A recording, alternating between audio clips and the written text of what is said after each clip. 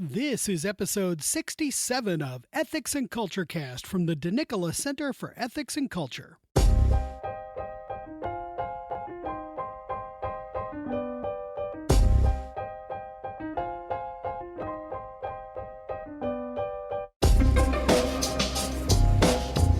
Welcome to episode 67 of Ethics and Culture Cast from Notre Dame's DeNicola Center for Ethics and Culture. I'm Ken Hellenius, the communications specialist at the center. In this episode, recorded at the New York Encounter, we chat with Greg Wolfe, a writer, editor, publisher, and teacher. We chat about what a robust Christian humanist tradition can look like, and how there is room in the church for artists and writers who both shout and whisper. Let's sit down in the makeshift studio for this wonderful conversation.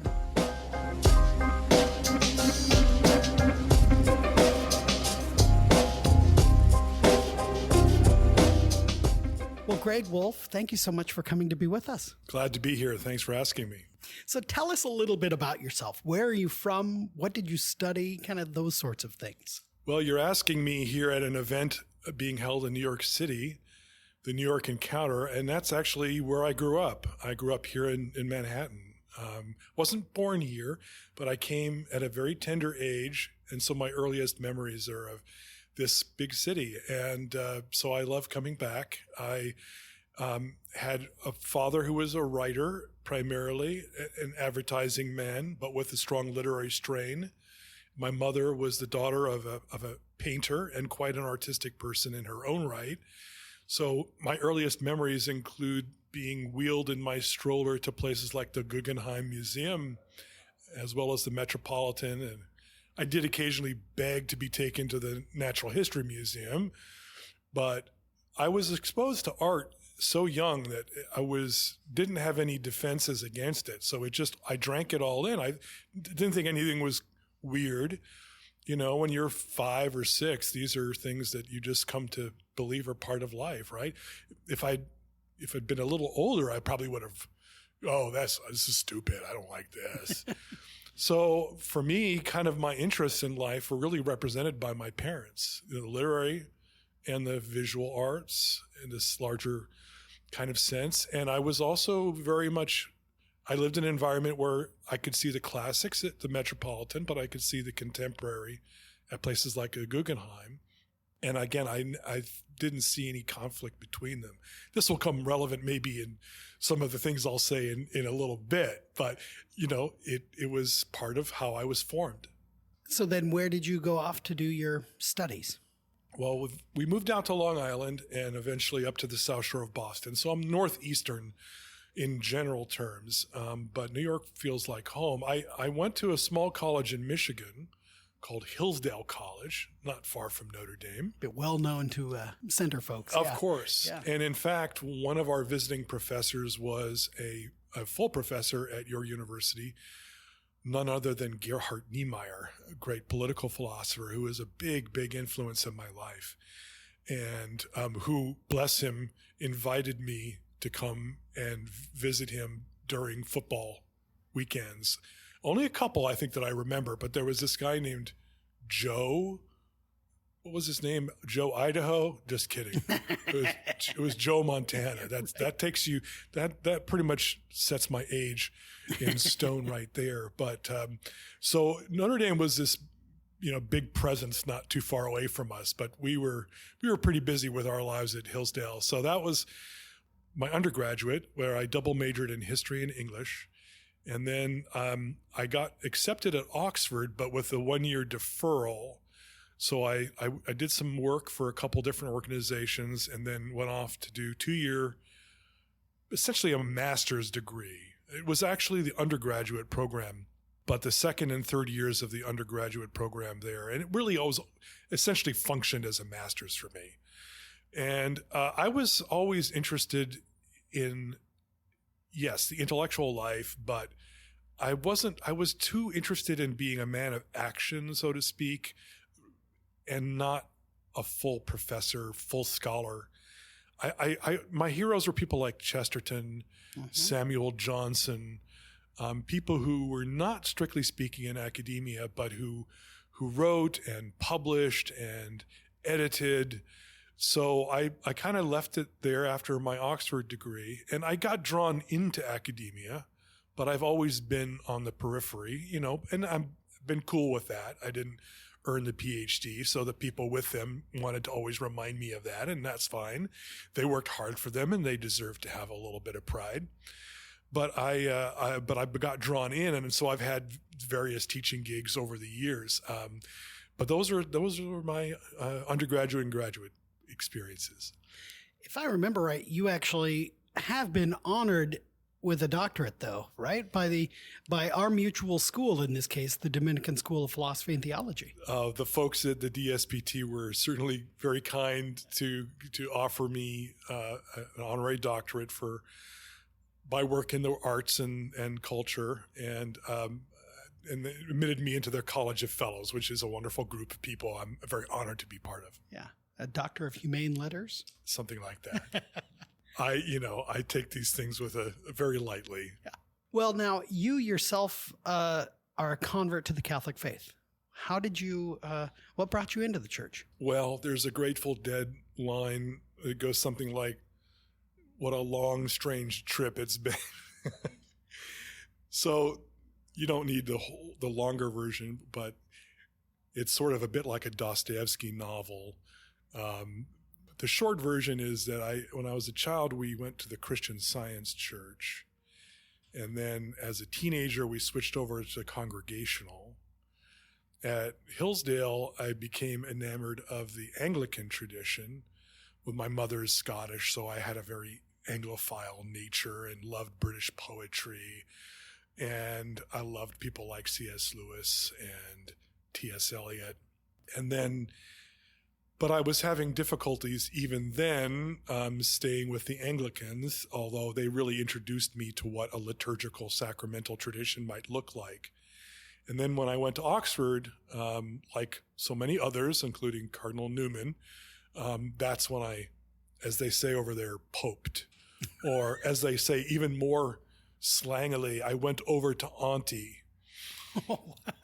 The British have, beautiful, beautiful nicknames and that sort of mock and trivialize things, which I've always loved. Wow.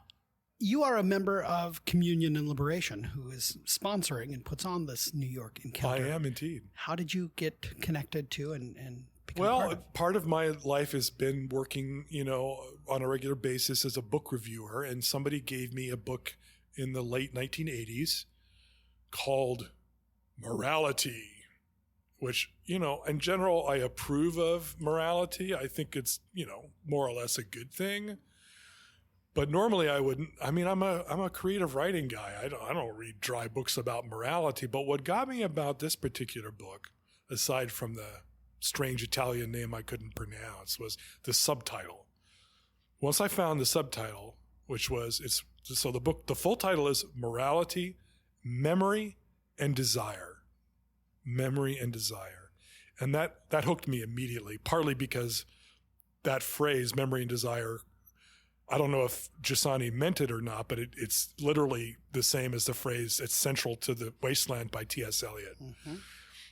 And these words are so evocative, memory and desire. They're not dry about rules and concepts. They're very existential terms, you might say. They're rooted in human experience.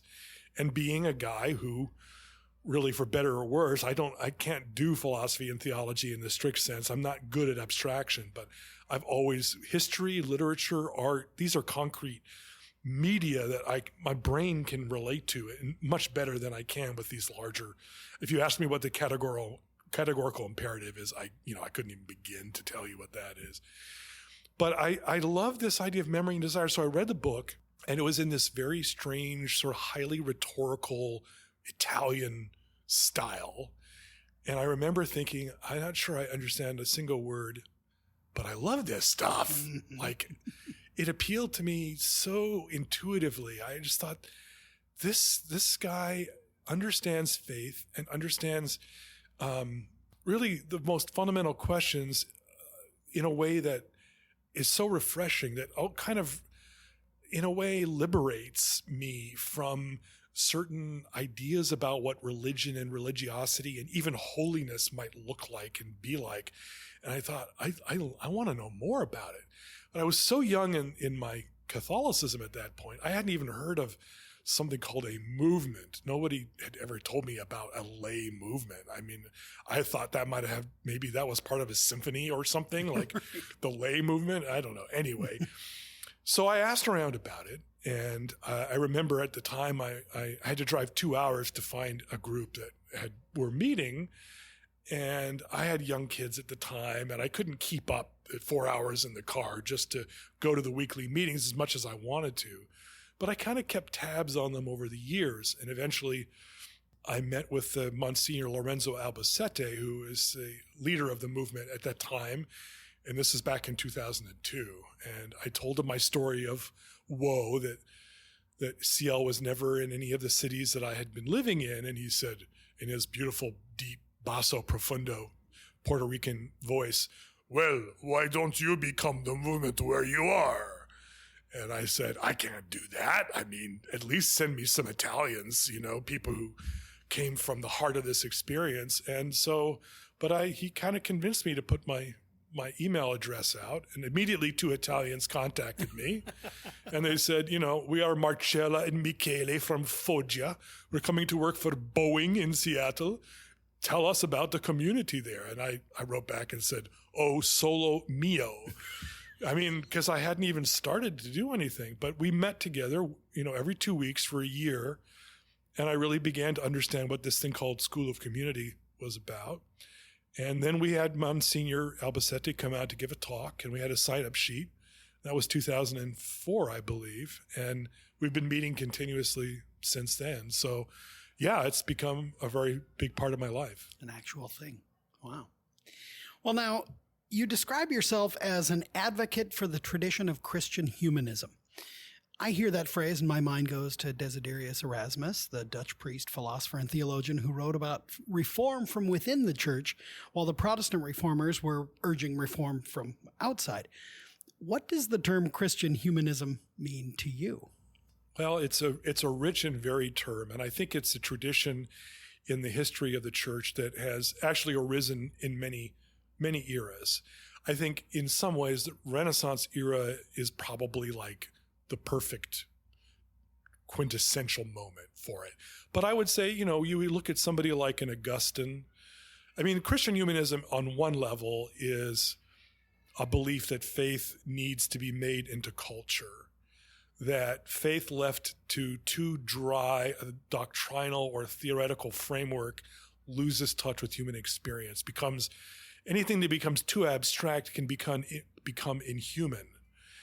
And what literature and the arts and rhetoric do is put clothing on, the imagination, on these large, big theological, philosophical concepts. They incarnate it. And in fact, the incarnation is what I use as kind of my shorthand for Christian humanism, because Christian humanism is really the place where the human and the divine meet and intersect, where you're not too vertical. It's like a cross, you might say. Mm-hmm. Interesting metaphor, a cross, right? The vertical left to itself is too abstract, too doctrinal, too morality oriented. It's handing down the thunderbolt from on high. Too horizontal, and that's what I call the conservative sin. The liberal sin is too horizontal a view. It's too much compassion, not enough morality, too much empathy, but without any larger sense of boundaries or definitions about our human experience and our moral relationship to each other.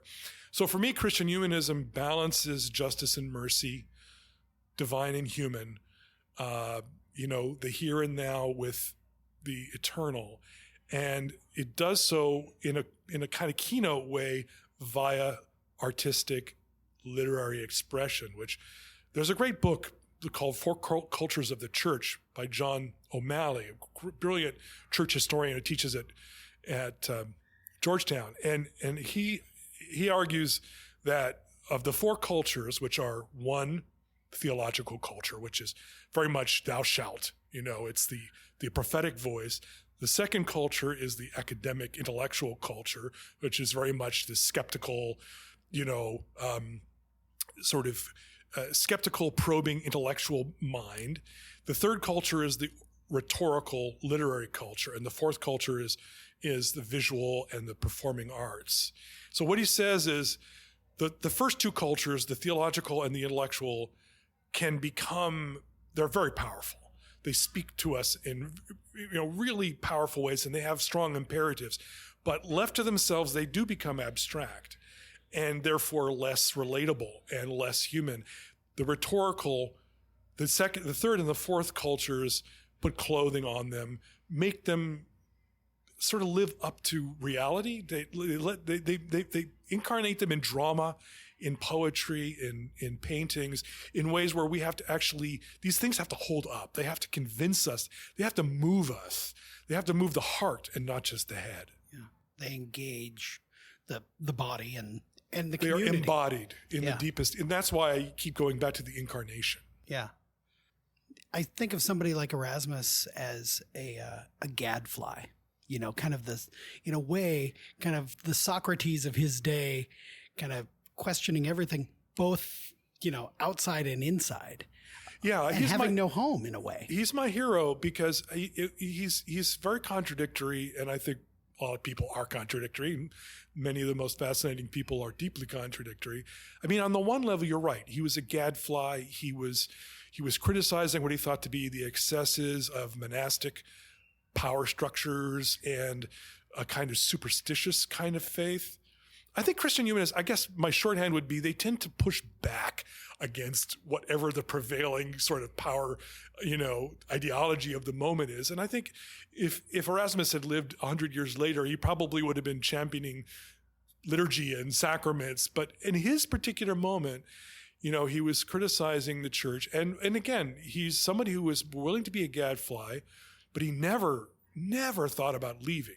Yeah. He felt that would, just destroy everything. He was somebody who believed in the long game. And that meant investing in something that was often not very exciting, which was kind of working from within and believing that was ultimately the most, holistic and wise and effective way to effect reform. Yeah. Wow. Well, now you were the founding editor of Image Journal, which for more than 30 years now has published writing and art, quote, informed by or grappling with religious faith. You were also writer in residence at Seattle Pacific University, where you taught English literature and creative writing. And now you're the managing editor of Slant Books, where you're publishing poetry and novels and conversations grappling with many of these same issues and themes. Now, from your perch, as one deeply entrenched in the world, what does this Christian humanist literary world look like right now? Right.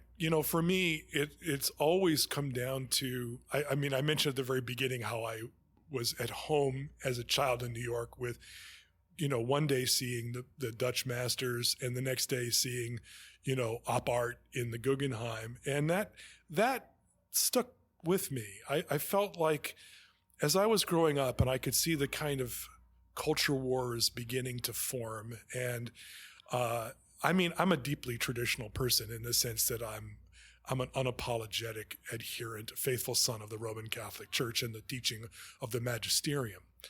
And I'm never going to apologize or abandon that except under torture, which I probably would. But at any rate, and yet I always felt instinctively that if that tradition couldn't inspire contemporary new things, new art and new literature that, while they stylistically might be different from what came before, were nonetheless synthesizing something very ancient and very modern.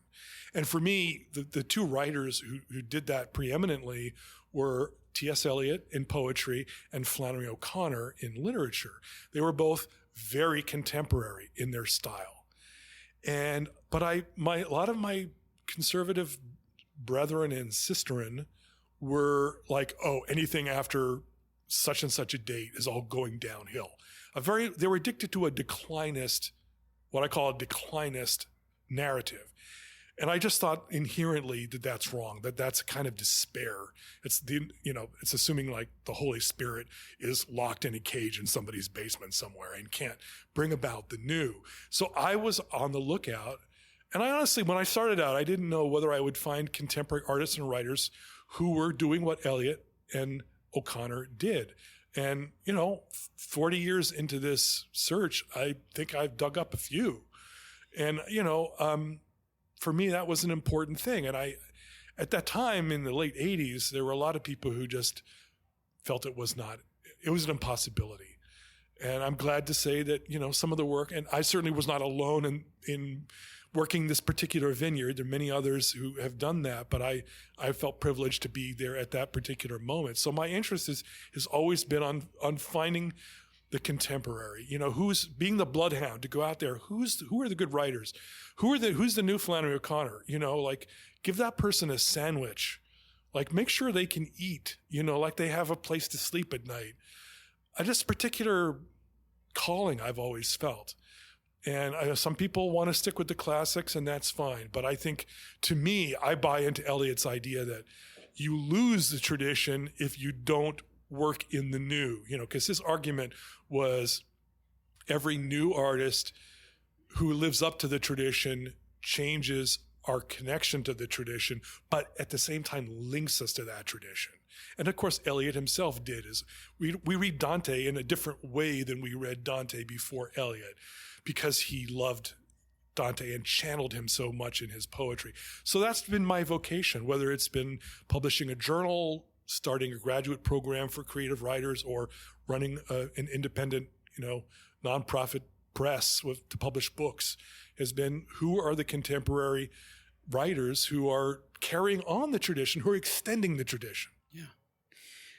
The flip side of that is not just finding them, but also finding the market for them to speak to.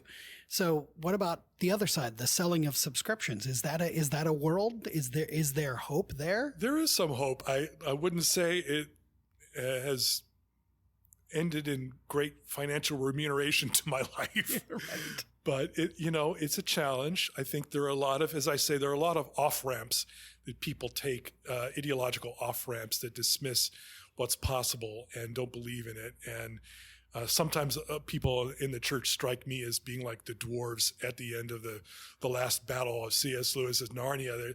They sit there bemoaning the world, the dwarves are for the dwarves, and they're sitting there in the midst of this enormous, region of paradise with the beauty of mountains and sky and nature, but all they can see is our enclosed space. And I'm like, maybe there is some more beautiful fresh air and mountains out there. And I think there are people who are open to that, and I hope that they increase. May their tribe increase. Right.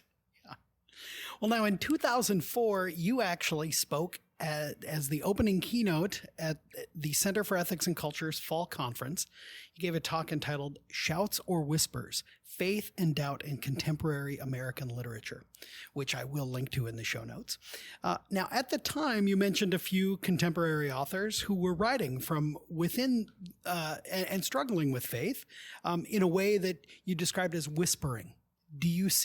Are there new voices today that are doing that same thing, or are we in a time when whispering isn't getting it done?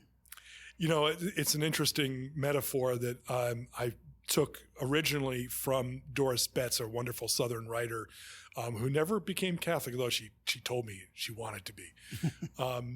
What Doris said was, as a Southern writer, she always thought of Flannery O'Connor's argument that for the deaf, for the hard of hearing, you have to shout.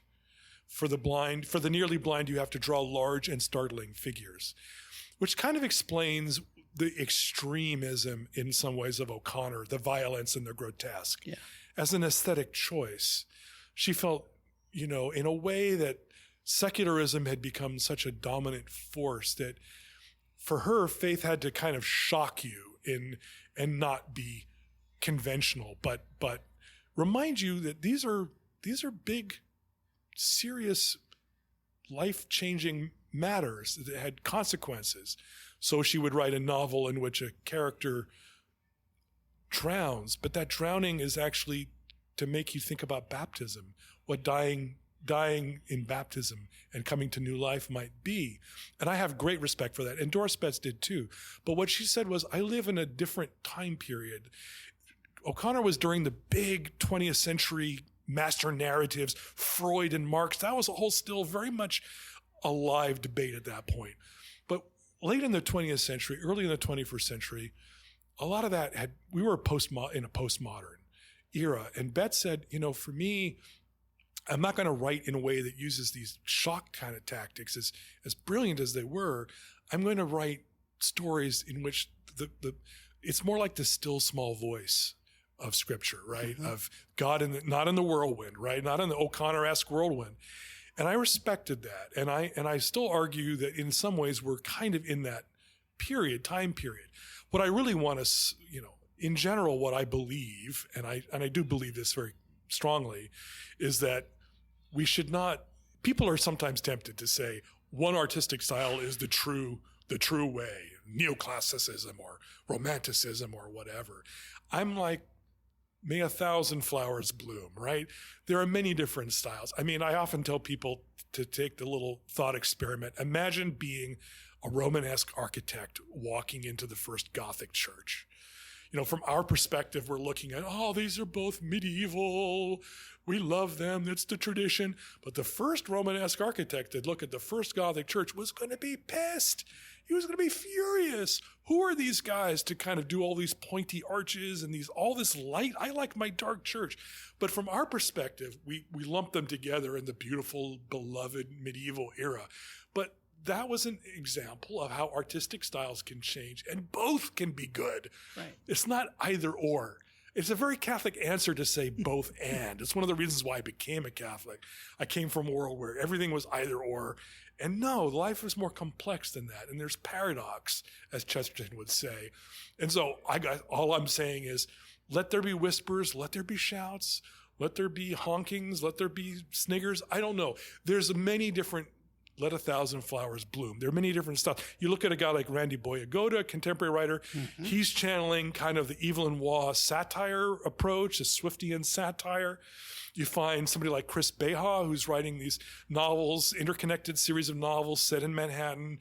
That's almost like neo-Anthony Trollope, kind of contemporary cultural mores through kind of upscale New York society.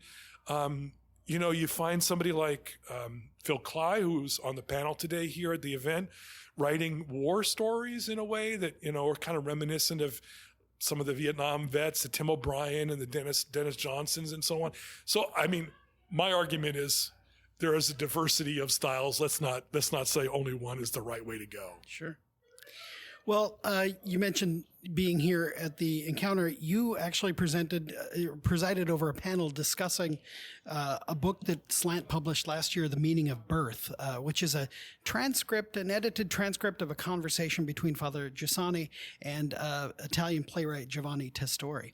One of the things that struck me sitting in the audience was an idea that was posited by, in their conversation, was this idea of life as pure gift. And Rowan Williams in his foreword even mentions, the life begins as something we receive. Right. And this is an idea that actually is echoed in like the writing of Alistair McIntyre, when he talks about our interdependence, and that the only proper response is what DCEC director Carter Snead writes about in his book, the responding in uncalculated giving and graceful receiving. Right. We receive and then we need to give away without counting the cost kind of deal. Exactly. These are fascinating themes, but does this have purchase? This particular book is a conversation of two highly rhetorical Italians that, to the Anglo-American mind, which is a little more linear and progressivist when it comes to at least the progression of ideas, the way these guys circle around might be a little maddening at times. Mm-hmm. But, I love the way that they circle. I've sort of converted. They are really unself-conscious about asking the biggest questions. Things today that, people would be almost embarrassed, talk about what does it mean to be born? What is the existential meaning of being born? Like, are we conscious of it? Do we act in ways that contradict the fundamental fact of our existence, that we're given this existence? And Rowan Williams writes so well about that in his foreword to the book.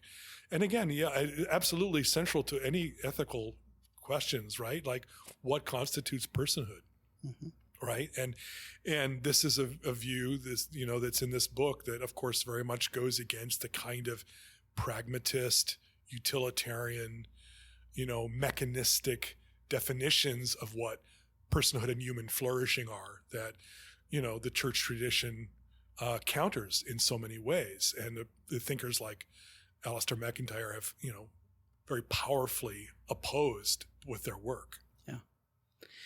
Greg, this has been a delightful conversation. Slant Books, like, what is your vision for Slant? It's the Christian Humanism thing. And not every book actually has to be about religion to be religious, if you see what I mean. It asks these big questions. I think, what we're trying to do is retain a sense of mystery, that every book should not necessarily be there to confirm what I already believe or be a reason for me to get angry at something I disagree. And, what is the realm of ambiguity? What is the realm of, is that the ultimately more ethical, more Christian approach? Like, to be aware of the mixed motives that we have, to kind of have a kind of epistemological humility. And that's what great literature does.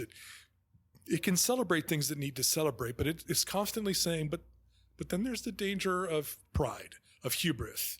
And let's look at both elements of this. And that's woven in certainly to the scriptural tradition, where the least becomes the greatest and the greatest often becomes the least. And it's also deeply, even in our pagan literary tradition, where the Aeneid ends on a note of deep moral ambiguity about the supposed hero of the story, the founder of Rome. To me, that's at the heart of the classical Christian synthesis that gave rise to the ethical systems that we care about. And literature is the way, in a Christian humanist sense, of keeping us epistemologically humble and aware of, our need to be sensitive to both the good and our capacity to betray that good, and to know how fragile it can sometimes be to maintain it. Wonderful. Well, Greg Wolfe, thank you so much for your time, and thanks for publishing these important works. Thank you, Ken. It's been a pleasure.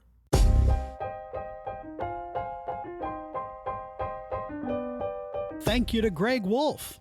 In the show notes, you will find links to his panel discussion at the New York Encounter, to his keynote at our 2004 Fall Conference, and to his work at Slant Books. Thank you also to our hosts at the 2022 New York Encounter, sponsored by the Lay Catholic Movement, Communion and Liberation. Learn more about the Encounter and CL in the show notes and at clonline.org. Subscribe to Ethics and Culture Cast so that you can always get the latest episodes by visiting ethicscenter.nd.edu/podcast. We would love your feedback. Please review the show on iTunes, Google Play, Spotify, or wherever you get your podcasts, and email your suggestions to cecpodcast@nd.edu.